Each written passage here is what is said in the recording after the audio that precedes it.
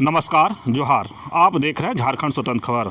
हमारे साथ सामाजिक कार्यकर्ता दिनेश मुंडा जी हैं और हम लोग बात करेंगे, जिस तरह से झारखंड की बात करें, पूरे देश की बात करें, तो सरना कोड का मांग आदिवासी समाज कर रहे हैं और लंबे समय से करते भी रहे हैं। लेकिन कई सवाल इसमें निकल के आता है कि सरना कोड मांग जो रहे हैं उसमें सरना कोड से पहले सरना नाम से सहमत हैं कि नहीं। उसके बाद अगर देखा जाए तो सरना कोड के लेकर के तकनीकी दिक्कत क्या आ रही है, उसमें रोड़ा कौन पैदा कर रहे हैं। इस हम तमाम बात करेंगे हम दिनेश दास से और जानेंगे कि सरना कोड मिलने में इतना देर भी क्यों हो रहा है। दादा जोहार। जोहार। सरना कोड में दिक्कत कहाँ आ रही है मिलने में, उसमें रोड़ा कौन पैदा कर रहा है, या फिर सरना कोड जो आप लोग मांग कर रहे हैं उसमें एक आदिवासी समुदाय एक सहमत हैं कि नहीं है। जैसा कि आपने जिक्र किया सरना कोड का, तो आपको पता है कि ये बहुत पुरानी मांग रही है मूल आदिवासियों की, मूल प्राकृतिक पूजकों की, और ये आज से नहीं। और इस तरह से भी देखा जाता है कि जब आज देश आज़ाद नहीं हुआ था तो आज़ादी से पूर्व भी आदिवासियों को अपनी एक धार्मिक पहचान ब्रिटिश गवर्नमेंट के द्वारा दी गई थी। 1871 से लेके जितने भी जनगणना हुई 1841 तक या देश आज़ाद होने से पूर्व, तमाम जनगणना प्रपत्र पे आदिवासियों को अपनी धार्मिक पहचान के रूप में उन्हें जगह दिया गया था। देश आज़ाद हुआ लेकिन आदिवासियों की जो चीज़ें थी वो धीरे धीरे वो खतरे में जाने लगी। आदिवासियों के पास अस्तित्व और अस्मिता का संकट गहराने लगा। उसी में से एक पहचान की जो आइडेंटिटी हम लोग कहते हैं, पहचान की जो लड़ाई हम लोग लड़ रहे हैं, उसी में ये सरना धर्म कोड की लड़ाई आती है। क्योंकि आज़ादी से पहले हमारी एक पहचान थी, धार्मिक पहचान थी, का मान्यता मिला था सरकार के द्वारा, लेकिन और आज़ादी के बाद से हमारी धार्मिक कोई पहचान नहीं रही है।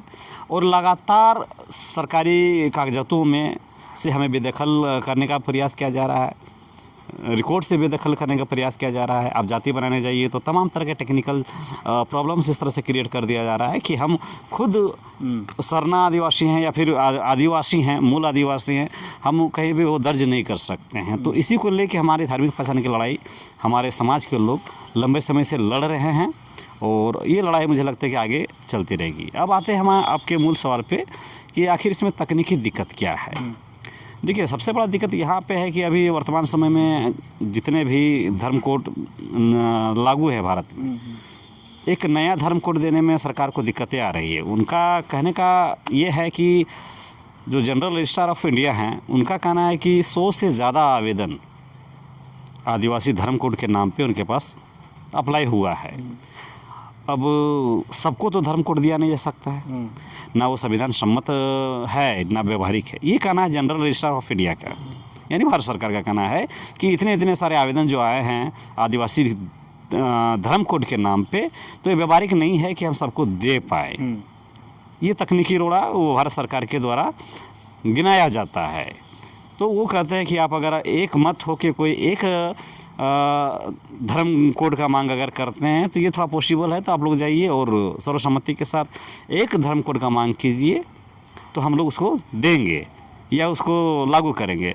जो कि ये बात जो भी है पूरी तरह से मुझे लगता है सही नहीं है। वजह क्या है कि मुझे लगता है कि इतने जो आदिवासी समुदाय यहाँ पे मोटामोटी 800 कैटेगरी में आदिवासी समुदाय भारत में वास करते हैं, और सबको एक छतरी पे लाना मुझे लगता है कि बहुत ही संभव नहीं, असंभव टाइप का लगता है।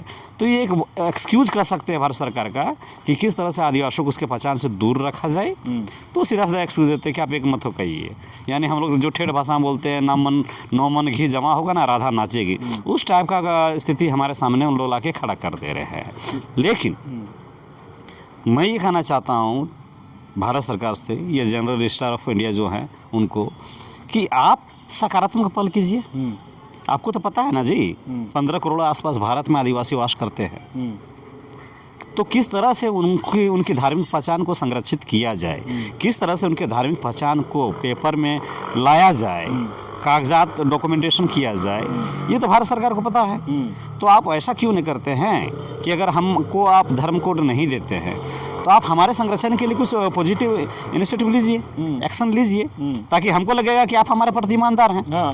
तो ये ईमानदार नहीं है और एक्सक्यूज़ देते हैं, जो ऐसा एक्सक्यूज़ देते हैं, ऐसा रास्ता बताते हैं जो धरातल पे मुमकिन ही नहीं दिखाई देता है। तो ये तकनीकी रोड़ा है। लेकिन दूसरा रोड़ा क्या है, जैसे आपने कहा कि सरना शब्द को लेके भी आदिवासी समुदाय के बीच में मतभेद है। क्योंकि आपको पता है कि सरना शब्द है, क्योंकि मैं निष्पक्ष का बात रखना चाहूँगा कि सरना शब्द को लेके इसलिए विवाद है कि इस सरना शब्द का जो प्रभाव क्षेत्र रहा है वो मोटा मोटी 3-4 स्टेटों में माना जाता है। बिहार है, झारखंड है, वेस्ट बंगाल है, उड़ीसा है, छत्तीसगढ़ है। कुछ हद तक यहाँ से जो लोग पलायन करके माइग्रेट होके दूसरे स्टेट में जो हैं उनका ये डिमांड है कि सरना शब्द से धर्म कोड मिलना चाहिए।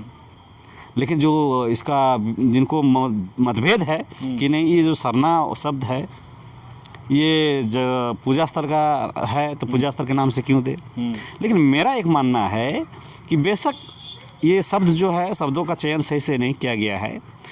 मेरा मानना है कि कुछ लोग कहते हैं आदिवासी धर्म, कुछ आदि धर्म, कुछ लोग गोंडी धर्म से, भीली धर्म से, इस तरह से 100 से आसपास का जो आंकड़ा है। लेकिन मेरा मानना है कि कोई भी शब्द हो, अगर शब्द को लेके अगर इस तरह का है तो कोई भी शब्द हो, लेकिन हमें हमारे धार्मिक पहचान मिलनी चाहिए। लेकिन बेशक जो सरना शब्द है, मुझे भी लगता है कि तमाम 15 करोड़ आदिवासियों का प्रतिनिधित्व प्रदान नहीं करता है। अपने आप में समावेश करने की जो लक्षण जो होता है या फिर उसमें दिखता नहीं है शब्द में, जिसके कारण भी जो झारखंड और बिहार से जो बाहर है, जो सरना धर्मावलंबी नहीं है, मेन प्रकृति पूजक हैं, लेकिन सरना धर्म का जो अनुकरण नहीं करते हैं या फिर नहीं मानते हैं चीज़ों को, तो वो उनका विरोध करते हैं कि नहीं, ये जो शब्द है वो ऑल ट्राइबल्स को रिप्रेजेंट नहीं कर पा रहा है, अपने आप को लोग से नहीं इंटैक्ट कर पा रहा है, वो शब्द जो है संपूर्ण आदिवासी को जोड़ नहीं पा रहा है। तो ये भी एक विवाद है झारखंड में ही। अब देख लीजिए ना, झारखंड में बड़े बड़े नामचीन हस्तियाँ हैं, 2 खेमे बटे हुए हैं, ज़्यादातर धर्म बोल रहे हैं, कोई आदिवासी, कोई सरना धर्म कोड बोल रहे हैं, और एक तीसरा खेमा है हमारा झारखंड सरकार जो आदिवासी सरना धर्म कोड दोनों को मिला के किए। उसमें भी एक खेमा है कि नहीं, ऐसा आदिवासी सरना धर्म कोड भी नहीं होना चाहिए। तो यहाँ पे 3 तरह का खेमा दिख रहा है। इसमें से 2 खेमा सक्रिय रूप से हैं। अभी हाल फिलहाल मैंने आपका चैनल में देखा, हमारे देव कुमार धान जी का वीडियो आया, वो आदिवासी धर्म कोड के फेवर में है। हमारे माननीय पूर्व मंत्री गीता सिरुना भी, हमारे सामाजिक कार्यकर्ता चाहे वो प्रेम साई मुंडा जी हो, और भी लोग हैं। तो इस तरह से 2 खेमे में हमारा झारखंड बटा हुआ है धर्म कोड को लेके। तो ये भी एक विजय है कि जब झारखंड में ही हम लोग इतना फूट में हैं, तो फिर भारत में तो 100 से ज़्यादा अब एप्लीकेशन जा चुका है। तो ये भी एक लगता है विवाद का विषय है कि हमें एक मत होना चाहिए। और सबसे बड़ा दुर्भाग्य रहा है अवधेश जी, हम लगातार देख रहे हैं कि जितने भी आदिवासी संगठन हैं, उसके अलावे जो राजनीतिक संगठन हैं, कोई भी ईमानदार पहल करता हुआ आज तक मुझे दिखाई नहीं देता है। कोई ऐसा संगठन नहीं है जो भारत स्तर पे, पूरे देश स्तर पे एक देशव्यापी एक इसको जोड़ने का काम करे, देशव्यापी इसको मूवमेंट बना पाए। कोई भी सरना धर्मावलंबी हैं तो झारखंड और बिहार में भी ज़्यादा सक्रिय है, बंगाल में, ये मध्य प्रदेश में, चाहे और जो इलाका रहा है भारत का, वहाँ पे जाके वो इतना सक्रिय नहीं है। ठीक है, सरना धर्म कोड ही सही, लेकिन इसके लिए आपको क्या पूरे भारत को जोड़ पाए? ऐसा कोई मुहिम छेड़ा गया है कि सरना धर्म कोड के लेकर तमाम स्टेटों को, तमाम स्टेट के जो आदिवासी है उनसे उसको जोड़ा जाए, बात किया जाए? तो मुझे ये ज़मीन पे नहीं दिखाई देता है। ऐसे पूछिएगा तो सारे जो धर्म के ठेकेदार हैं या फिर जो संगठन है, धार्मिक संगठन, सामाजिक संगठन, वो सब बोलेंगे हाँ हमारा तो आसाम से बात हो रहा है, तो हमारा भूटान से बात हो रहा है, लेकिन ज़मीन पे ये नहीं दिखता है। छोटा मोटा प्रोग्राम करके 2-4 लोगों को बुला लेने से वो पूरा स्टेट नहीं होता है, मुझे लगता है। ठीक है, एक मजबूत आदमी पूरा स्टेट का प्रतिनिधित्व कर सकता है, लेकिन वो आदमी सही होना चाहिए। तो सबको अपने अपने हिसाब से एक जो प्रयास किए हैं वो ईमानदार प्रयास नहीं दिखता है कि एक वर्ड पे, एक धर्म कोड पे हम लोग एक ही प्लेटफॉर्म पे आ जाए। तो ये आवश्यकता है कि एक आने वाला 2 साल, 4 साल, 10 साल, 20 साल हमें तकनीकी रूप से भी आगे बढ़ना है, सामाजिक रूप से भी हमें इस तरह से एक माहौल बनाना है कि हम ज़्यादा से ज़्यादा संख्या अपना काउंट करवा सके किसी भी धर्म कोड के बैनर तले। जैसे अभी सरना धर्म कोड के जो मानने वाले हैं वो इसलिए अपनी दावेदारी मजबूत कर रहे हैं कि 50 लाख आसपास पिछड़ा जनगणना में झारखंड में हम लोगों ने दर्ज किया है। तो उनका तर्क है कि जब 45 लाख जैन धर्मावलंबियों को अगर मिल सकता है तो हमें क्यों नहीं मिल सकता है। तो इसमें भी एक टेक्निकल ये है कि ठीक है, आप 50 लाख से 1 करोड़ हो जाते हैं, और अगर आपको भारत सरकार धर्म कोड दे देती है तो कहीं अगला बार गोंडी अगर 1 करोड़ लेके आ जाए और बोले कि जब 1 करोड़ सरना धर्मावलंबी को धर्म कोड दिए हैं तो 1 करोड़ गोंडी को भी दीजिए। फिर भील है तो भील भी अगर 1 करोड़ अगर इस तरह से अगर पेपर में ले आए जनगणना प्रपत्र में अगर वो दर्ज करवा देते हैं तो टेक्निकली तो दिक्कत है, तकनीकी रूप से दिक्कत है। इसलिए मुझे भी लगता है कि एक देशव्यापी एक आंदोलन चलाना चाहिए और सर्वसम्मति के साथ सारे को तो ले एक बैनर पे लाना मुझे लगता है संभव है, मैंने पहले ही कहा है। लेकिन ज़्यादा से ज़्यादा संख्या में अगर सरना धर्म कोड वाले ही अगर लगातार है 1 करोड़ 2 करोड़ 10 करोड़ तक चल जाते हैं तो मुझे लगता है आने वाले समय में ये पॉसिबल हो जाएगा। लेकिन दिनेश दा, सरना धर्म कोड के लेकर के ना कांग्रेस देखती है, मैंने आगे बढ़ के कोई बात करती है, ना बीजेपी आगे बढ़ के कोई बात करती है। या कहें तो दोनों देना नहीं चाहती है सरना धर्म कोड या आदिवासी धर्म कोड, मैंने आदिवासियों की पहचान नहीं देना चाहती। इस पर इसके पीछे रीजन क्या है? दोनों, चाहे कांग्रेस हो या बीजेपी हो। देखिए, दुश्मन तो दोनों हैं, इसमें कोई दो बात नहीं। आदिवासी का कोई दोस्त नहीं है। राजनीतिक पार्टियों का अगर परिप्रेक्ष्य में लोग बात करें, न ही कांग्रेस आदिवासियों की हितैषी है, न ही भाजपा वाले हैं। और देने की बात नहीं, वर्तमान समय में तो सब दे रहे हैं, बयानों में तो सब दे रहे हैं। चुनाव जब भी आता है तो होता है सरना कोड की बात होता है। हमारे अमित शाह जी झारखंड आते हैं, मुड़मा शक्ति खुटाम जाते हैं, या फिर हमारे सामाजिक धार्मिक संगठनों से मिलते हैं। और इस बार का ही विधानसभा चुनाव में देखिए ना, लोकसभा चुनाव में देखिए ना, आसाम के जो हमारे वहाँ के मुख्यमंत्री जो आए थे हेमंत बिश्व शर्मा, वो तो साफ साफ बोले थे कि हमारी पार्टी जीतती है। ये विधानसभा या लोकसभा में किसी में बोले थे कि हमारी पार्टी अगर जीतती है तो हम सरना धर्म कोड देंगे। विधानसभा में भी बोले थे, लोकसभा में भी बड़े नेता लोग बीजेपी के, हमारे माननीय राहुल गांधी जी तो दम भरते हुए दिखाई देते हैं हमेशा कि हम लोग सरना कोड देंगे, सरना कोड देंगे, आदिवासियों को धर्म कोड देंगे। तो वर्तमान समय में देने के सब फेवर में है, लेकिन सिर्फ बयानों में, ज़मीन पे कोई सकारात्मक पहल करता हुआ दिखाई नहीं देता है। और वर्तमान समय में मुझे ऐसा लगता है कि ये सरना धर्म कोड या फिर आदिवासियों की धार्मिक पहचान की जो लड़ाई है, एक राजनीतिक स्वरूप ले चुका है और तमाम तरह के लोग इसमें राजनीतिक रोटी सेकना चाहते हैं। ऐसा भी है, इंटरनली हम ऐसा महसूस करते हैं अदेश जी कि बहुत सारे ऐसे राजनीतिक पार्टी वाले लोग हैं, चाहे बीजेपी कांग्रेस, वो खुद एक एजेंट खड़ा करके रखे हुए हैं। अच्छा, जैसे एक तो हाँ, एक बहुत बड़ा नाम आता है हमारे यहाँ पूर्व मंत्री और सांसद सालखन मुर्मू का। ऐसा ये भी कहा जाता है कि वो बीजेपी के एजेंट है और वो सरना धर्म कोड को लेके हमेशा कैंपेनिंग करते हैं, रहते हैं बीजेपी में, सरना धर्म कोड को लेकर आदिवासियों को कैंपेनिंग करते हैं। तो ऐसा कहा जाता है कि बीजेपी की तरफ वो प्रायोजित है, पोषित है कि वो किस तरह से धर्म कोड को, तो मतलब किस तरह से गुमराह किया जाए, किस तरह से इसको बना के रखा जाए माहौल को लंबे समय तक, राजनीति के रूप में किस तरह इसको दिया जाए। तो ये एक राजनीति का भी शिकार हमारा धार्मिक पहचान का जो लड़ाई है वो हो जा रहा है, और जिसके कारण ये धार्मिक पहचान हमारा सिर्फ राजनीति ही हो रहा है। दिनेश दा, लेकिन अगर आदिवासियों को सरना कोड या आदिवासी धर्म कोड मिल जाता है तो क्या बेनिफिट मिलेगा या क्या नुकसान होगा, नहीं मिल पा रहा है तो? देखिए, नुकसान और बेनिफिट दोनों एक ही सिक्के दो पहलू हैं। मुझे लगता है कि पूरक ही है, क्योंकि अगर नुकसान को पॉजिटिव इम्पैक्ट में देखें तो वो फ़ायदा हो जाता है। सबसे बड़ा फ़ायदा ये होगा कि हमारी तादाद, सबसे पहले तो हमारी एक पहचान मुकम्मल हो जाएगी। हमें एक पहचान मिल जाएगी कि भारतवर्ष में 15 करोड़ आसपास अभी जो हमको लगता है इससे ज़्यादा ही होगा, जो लोग हैं वो कौन लोग हैं।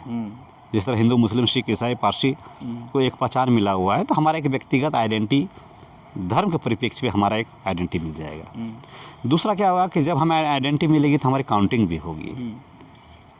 तो जनगणना में अगर हमारी काउंटिंग होती है तो हमारी जो जब काउंटिंग होगी तो एक आंकड़ा निकल के आएगा कि इतने % आदिवासी यहाँ पे, मूल आदिवासी लोग, चाहे सरना धर्मावलंबी के रूप में ही मान लेते हैं मगर हम लोग, तो भारतवर्ष में इतने लोग वास करते हैं। अब जैसे हमारी काउंटिंग होगी तो हमारी हिस्सेदारी बढ़ेगी, लाजमी सी बात है कि हमारा पॉपुलेशन तय होगा। और आपको पता है कि किसी भी देश में पॉपुलेशन बहुत बड़ा रोल होता है उसकी इकोनॉमी को आगे ले जाने में, क्योंकि मेन सोर्सेज पे बहुत बड़ा मैटर करता है देश की इकोनॉमी और देश को आगे ले जाने में। तो जाहिर सी बात है कि हमारी हिस्सेदारी बढ़ेगी।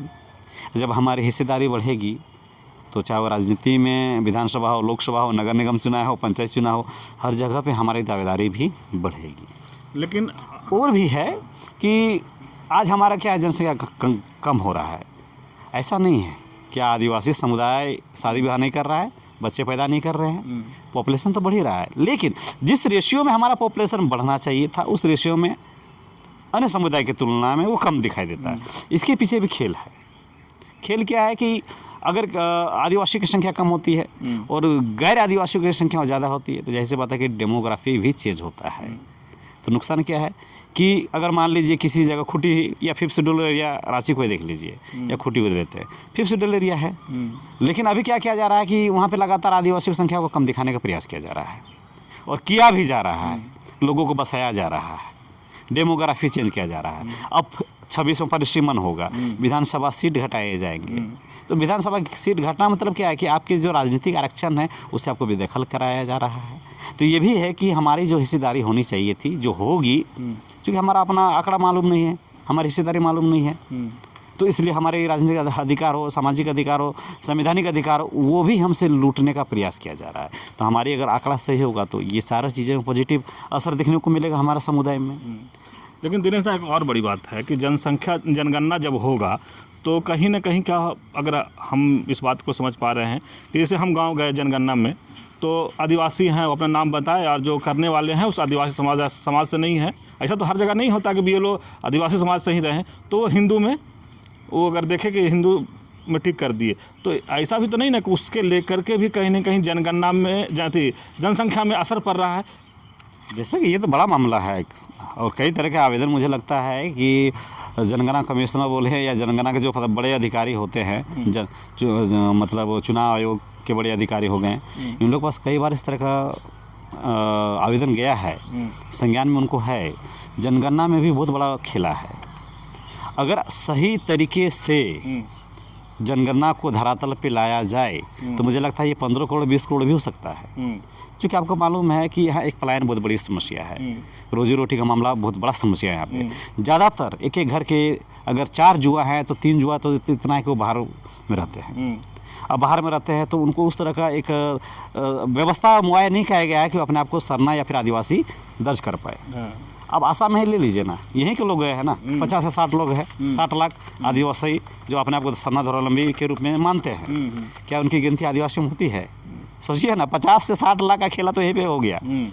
वो आदिवासी नहीं है, वो गैर आदिवासी में उनका काउंटिंग हो रहा है। हाँ, तो साफ देख रहे हैं, ज़मीन भी व्यवहारिक है। देखिए ना, आसाम के जो आदिवासी है, राम मुंडा जो यहाँ से ज़्यादातर गए हुए हैं, सब आदिवासी है भाई, वो नस्ल से आदिवासी है, लेकिन पेपर में तो आदिवासी नहीं है। उसके बाद भी जो भी रोजी रोटी के लिए बाहर जाते हैं उनका भी काउंट नहीं होता है। जितने भी आदिम जनजाति हैं जो आदिवासी में आते हैं, आज तक उनकी वाजिब गिनती, वास्तविक गिनती नहीं सरकार के द्वारा किया गया है, जैसे जितने भी आदिम जनजाति के आदिवासी हैं। दादा, एक और सवाल आया हम कि जो पलायन की जब बात आप किए, असम में गए, अभी भी जो पलायन करते हैं, अगर जनगणना होता है तो उनका तो नाम दर्ज होता नहीं है, तो वो भी कहीं ना कहीं कम जाते हैं। जैसा ये तो हिस्सा रहा ही, काउंटिंग होता कहाँ है? सही से कहा जाए तो आदिवासी समाज जो है वो अपना जनसंख्या में लिखा नहीं पा रहे हैं कि कितना है, ये लिखा नहीं पा रहे हैं। उसमें हम लोग का कोई, हमारे जो लोग हैं उनका कोई दोष नहीं है। पलायन अगर हो गया तो अपना कमाने हाँ है। तो वही ना, सरकार को तो मैंने क्यों पूर्व में कहा है, आपके वीडियो में पूर्व में मैंने कहा है कि सरकार को ईमानदार पहल करना चाहिए, जिससे कितने प्रकृति पूजक या मेन मूल आदिवासी कितने हमारे देश में वास करते हैं, ये आंकड़ा खुल के बाहर आना चाहिए। लेकिन ये तो टेक्निकल चीज़ ना है, टेक्निकल चीज़ है। अगर मुझे कहीं खुल के अवसर मिले या मौका मिले अपने आप को इंट्रोड्यूस करने का, आइडेंटिटी को रखने का, तो मैं तो अपने यहाँ रखूँगा। लेकिन मुझे मौका ही नहीं दीजिएगा, चाहे पेपर में दिखाने के लिए, चाहे वीडियो में, चाहे मीडिया में, तो फिर आप काउंटिंग कैसे कीजिएगा? तो ये तो दायित्व सरकार का है, राज्य सरकार हो, केंद्र सरकार, इनकी दायित्व होती है कि अपने यहाँ कितने जो मास कितना है हमारे पास, या आदिवासी जनसंख्या कितना है, उसको किस तरह से ज़्यादा सुविधा दे कि उनकी काउंटिंग सही से हो पाए। तो जनगणना में तो आदिवासियों के साथ हमेशा चला गया है, इसमें कोई तो बात नहीं। ईमानदारी से अगर जनगणना किया जाए तो मुझे लगता है कि 15 करोड़ से भी आंकड़ा आगे आएगा। अभी 15 करोड़ तो मुझे लगता है इस बार जनगणना होगा तो 15 करोड़ हम लोग हो जाएंगे, लेकिन उसमें भी हमको लगता है करोड़ों की संख्या में आदिवासी का काउंटिंग नहीं होगा। आसाम तो सीधे 50-60 लाख वो बाहर हो जाते हैं, आदिवासी से बाहर हो गए। सोच लीजिए, एक मुद्दा में 50 से 60 लाख आदिवासी को आदिवासी गिना नहीं जाता है। तो इस तरह का जनगणना में तो खैर पड़ता ही है, षड्यंत्र तो दिखता ही है जनगणना के द्वारा। चलिए, अभी आप सुन रहे थे सामाजिक कार्यकर्ता दिनेश मुंडा जी की बात, और हम लोग बात शुरू किए थे कि सरना कोड क्यों नहीं मिलता है, सरना कोड देने में देर क्यों हो रहा है, लोग षड्यंत्र क्यों, या भाजपा कांग्रेस दोनों देना क्यों नहीं चाहती है। तो लगातार जिस तरह से दिनेश दा ये बात को रखे कि सरना कोड देने में सबसे पहले बात है कि सरना शब्द से लोग आदिवासी एक सहमत नहीं हो पा रहे हैं। अगर इनका कहना है कि 700-800 जनजाति आदिवासी में हैं तो एक पटल पर आएंगे कि नहीं तो बात की बात, लेकिन कोई अच्छा पहल भी नहीं किए हैं कि सरना कोड ही के लेकर के या सरना शब्दों के लेकर के पूरे देश भर के जो आदिवासी हैं उनको एकजुट किया जाए। और केंद्र सरकार इसी को फ़ायदा उठा करके वो इसकुज करते हैं कि 100-200 आवेदन आ गया तो सबको तो धर्म कोड नहीं दिया जा सकता है। एक जगह हो करके एक नाम ले करके आप लोग आइए, आप लोग विचार किया जाएगा। लेकिन जिस तरह से लगातार एक और भी बड़ा आरोप लगा है कि जो पार्टी या बीजेपी के बाद या कांग्रेस के बाद सब अपने अपने एजेंट खड़ा करके आदिवासी समाज में रखे हैं कि जब जब चुनाव आएगा तो सरना कोड के बात करना, उसके बाद भूल जाना है।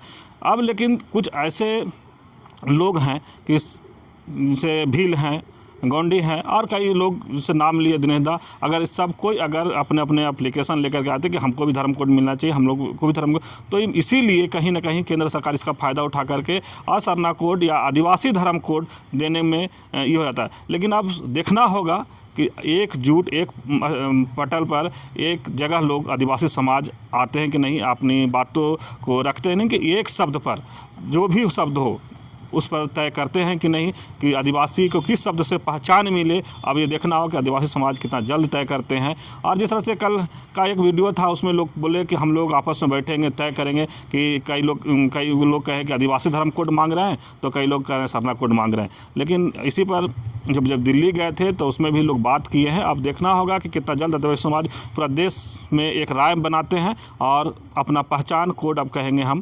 कि सरना कोड कहें, आदिवासी धर्म कोड कहें या जो भी हो, लेकिन एक पहचान कोड कब मिलता है आदिवासियों को, ये देखने वाली बात होगा। तो इस तरह की खबर को देखने के लिए आप झारखंड स्वतंत्र खबर से जुड़े रहिए। जोहार, नमस्कार।